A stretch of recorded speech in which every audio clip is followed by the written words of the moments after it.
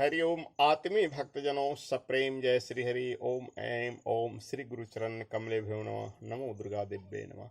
प्रथम शैलपुत्री च दूती ब्रह्मचारिणी तृतीय चंद्रघंटेति कुष्मांडेति चतुर्थकम पंचमम स्कंदमातेति षष्ठमम कात्यायनीति च सप्तम कालरात्रिति महागौरीति चाष्टमम नवम सिद्धिदात्री च नवदुर्गा प्रकृतिता उक्तानि तानि नामानि ब्रह्म विशुद्धमात्मना। इस श्लोक में माता दुर्गा के नव रूप को दर्शाया गया है।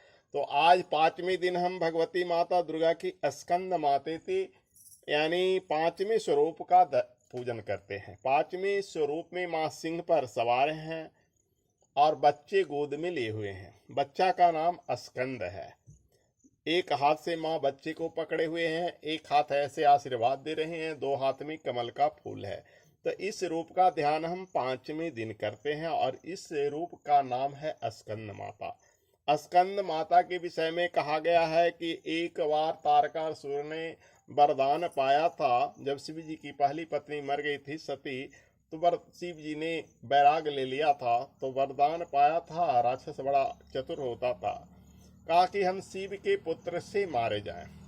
पहले तो अमर का वरदान मांगा, अमर का वरदान किसी को मिलता नहीं है, तो उसने चतुरता से कहा कि हम शिव के पुत्र के मारे जाएं, क्योंकि शिव जी तो बैरागी हैं, विवाह करेंगे नहीं।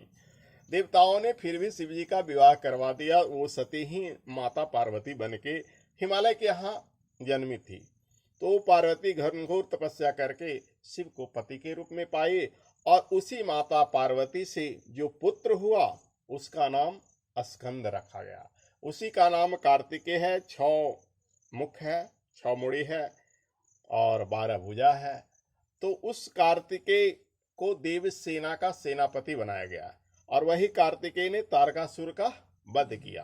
तो हम पांचवें दिन उसी कार्तिकेय की जननी को यानी देवी दुर्गा के पांचवें स्वरूप को स्कंद माता के रूप में पूजते हैं। और इस पूजा करने वाले को, जो स्त्रियों को बालक नहीं है, अगर इस रूप का नित्य ध्यान करती है तो उसे निश्चित ही पुत्र की प्राप्ति होती है।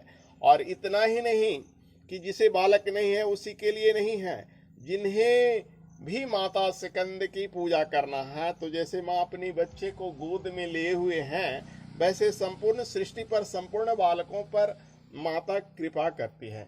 क्योंकि माता एक ऐसी देवी है, सभी रिश्तों में माँ का स्थान सर्वोपरि है। एक बार भी अगर कोई माँ कहकर पुकारता है तो माँ उसके लिए दौड़ी चली आती है, चाहे वो ए माँ अपनी माँ हो, चाहे वो जगदम्बा माँ हो।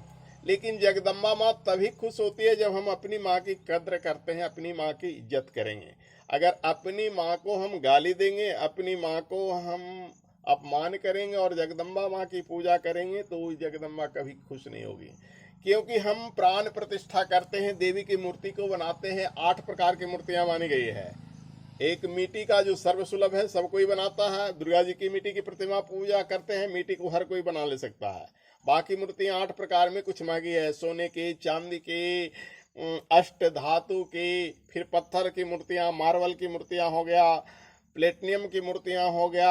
इस ढंग से ये सारे पत्थर, ये सारे धातु में महंगा है, जो कि हर किसी के लिए संभव नहीं है। मिट्टी की मूर्ति हर किसी के लिए संभव है।